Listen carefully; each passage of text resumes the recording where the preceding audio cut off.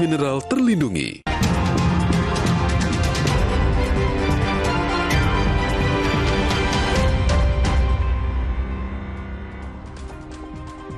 Kali ini Kompas Petang berlanjut, saya Tifal Solesa. Polda Lampung kembali menetapkan status tersangka dalam perkara tewasnya 3 polisi di penggerebekan judi sabung ayam. Anggota TNI Kopda B menjadi satu-satunya tersangka dalam kasus penembakan polisi. Dalam konferensi pers gabungan, Wakil Sementara dan Puspom Angkatan Darat Maijen Eka Wijaya Permana mengungkap 2 tersangka baru dalam perkembangan penyelidikan kasus penggerebekan judi sabung ayam di Waikanan. Kopda B menjadi satu-satunya yang disangkakan pasal pembunuhan berencana. Kopda B juga disangkakan Undang-Undang Darurat tentang kepemilikan senjata pabrikan namun non-organik. Sementara Peltu YHL hanya disangkakan pasal perjudian. Pelaku penembakan adalah Kopda B dan yang bersangkutan sudah mengakui menembak 3 korban itu. Untuk Kopda B itu disangkakan pasal 340 dengan Yonto 338. Namun untuk Kopda B karena memiliki senjata pabrikan tetapi bukan organik, saya katakan itu akan kita lakukan undang-undang darurat juga tentang senjata. Tak hanya tersangka kasus penembakan, ada 1 anggota Polri yang sudah berstatus tersangka dalam perkara perjudian sabung ayam. Bribda KS, anggota Brimopolda Sumatera Selatan. Kapolda Lampung Irjen Helmi Santika mengatakan saat kejadian Bribda KS berada di lokasi dan mengenal pelaku. KS juga membuat video ajakan judi sabung ayam dan terbukti ikut bermain. Saat ini Bribda KS sudah ditahan di Mapolda Lampung. Anda masih menyaksikan Breaking News N. K atau Kapri, dia adalah anggota Polri Polda Sumatera Selatan.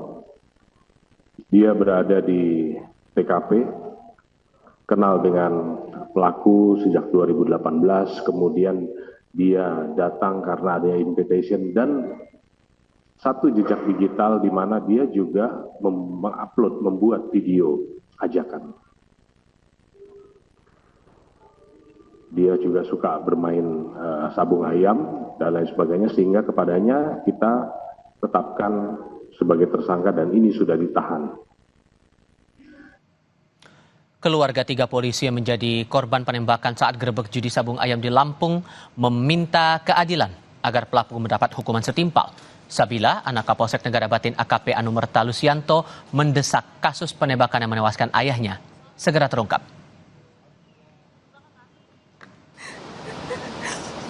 Saya mau keadilan yang seadil-adilnya untuk ayah saya. Ayah saya sudah meninggal masih difitnah, Pak. Fitnah soal apa? Soal setoran, apapun itu. Saya tidak peduli hal itu, Pak. Saya cuma mau keadilan buat ayah saya, Pak. Jadi Anggota TNI Kopda B menjadi satu-satunya tersangka kasus penembakan polisi. Sementara 1 anggota Polri yang berstatus sebagai tersangka kasus perjudian sabung ayam. Lalu bagaimana pengusutan kasus ini ke depannya? Kami akan bahas ini bersama pakar hukum pidana dari Universitas Jenderal Sudirman, Hipnu Nugroho. Prof. Hipnu, selamat sore, apa kabar Prof? Selamat sore Mas Tifal. Terima kasih sudah bergabung. Dari keterangan pers yang disampaikan hari ini, gabungan antara Polri dan TNI menurut Anda itu sudah cukup jelas atau masih ada hal yang mengganjil dalam analisis Anda? Ya, kalau melihat siaran pers dari Denpom kayaknya masih mengganjal ya. Apa tuh? Dari TNI kan hanya pelakunya B, sedangkan Pelda Y penyediaan senjata. Pertanyaannya, hubungan hukum apa yang terjadi antara B dan Y kalau dipisahkan sebagai kepemilikan senjata? Ini saya kira perlu didalami. Karena paling tidak ada suatu hubungan antara Kopda B dan Pelda Y. Ini suatu rangkaian yang mungkin kalau bisa dikatakan turut serta. Ada suatu kesamaan kan gitu. Kepemilikan senjata. Ini loh senjata saya silakan gunakan. Jadi kalau ini seolah-olah terpisah. Itu yang pertama. Yang kedua, terkaitannya anggota BRIMOB. pertanyaannya, apakah dalam konteks situasi judi itu hanya anggota Brimob tok? Apakah tidak ada pelaku lain?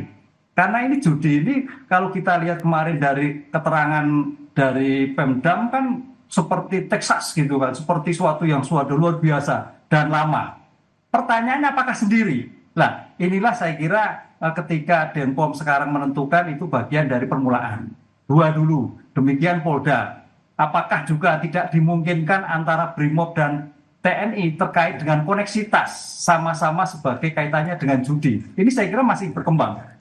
Tapi kita apresiasi bahwa sekarang sudah ada tersangkanya, yaitu tersangka penembak B, tersangka pemilikan senjata, dan tersangka terkaitan dengan judi. Tapi saya kira belum seperti yang kita bayangkan, karena itu suatu sistem ya, dan sudah lama.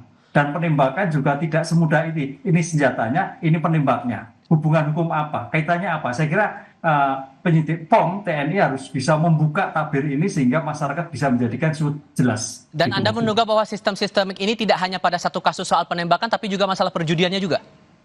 Iya, pasti. Jadi ini sebetulnya penembakan itu kaitannya perjudian. Teori sebab akibat. Nggak mungkin ada penembakan tanpa suatu sebab. Nah, ini yang harus kita lakukan. Jadi penembakan dulu baru perjudian. Apa perjudian dulu baru ada suatu penembakan? Ini saya kira nanti akan dijelaskan oleh penyidik Polri maupun penyidik TNI yang akan mengungkap suatu perkara sebagai joint investigasi ini, Mas. Mana yang lebih dulu menurut Anda bisa diungkap lebih cepat begitu untuk bisa menggali kasus yang lainnya? Apakah masalah penembakannya atau masalah judinya dulu? Kalau lebih cepat penembakan dulu, karena berkaitan nyawa dan senjata jelas. Jadi kalau kita penembakannya kan subjeknya jelas, oknumnya jelas, temposnya jelas, lokusnya jelas. Dengan demikian, kenapa sampai terjadi penembakan? Oh, ternyata ada perjudian. Nah, ini saya kira sebagai suatu bentuk yang harus didalami sehingga perkara ini menjadi jelas dan menjadikan suatu pembelajaran kepada semua orang yang terkait dengan judi-judi yang dihadap dalam suatu yang seperti ini. Belum lagi ada temuan-temuan yang didapatkan Kompolnas waktu itu saat mengusut TKP, ada beberapa bukti yang didapatkan, harusnya dari bukti-bukti itu bisa dielaborasi lagi lebih lanjut oleh penyidik sehingga ini kasusnya nggak perlu lama-lama lagi. Menurut Anda begitu? Iya, betul. Yang kita sayangkan kan kemarin kan TNI baru tanggal 23 kalau nggak salah kan gitu kan. Sedangkan yang lain cukup. Karena kalau kita melihat suatu perkara ini antara lokus dan tempus jenisnya jelas. Subjeknya juga jelas, objeknya jelas. Dengan demikian, sekarang kita tinggal seberapa besar pengungkapan ini transparan dan membuka takbir sampai ada penembakan 3 nyawa melayang. Gitu. Tentu pengusutan ini yang harus tetap kita kawal bersama-sama. Prof. Hipnu, terima kasih banyak sudah berbagi pandangan bersama kami. Selamat sore, Prof. Saatnya kita bicara olahraga sebentar lagi. Ribuan supporter Timnas Indonesia terus berdatangan di Stadion Gelora Bung Karno jelang laga hidup mati Timnas melawan Bahrain di Stadion GBK. Kami diskusikan ini usai jeda berikut.